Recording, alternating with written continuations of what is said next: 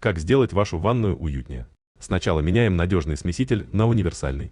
Накладную раковину меняем на керамическую, акриловую ванну меняем на чугунную. Громоздкую тумбу под раковиной убираем, ставим ведро на всякий случай. Остальное место используем для хранения аксессуаров. Большое зеркало меняем на маленькое овальное, большое зеркало больше уборки. Прямо под ним располагаем полки. Крючки для полотенец меняем на полотенцесушитель. Слепящее освещение меняем на привычный светильник.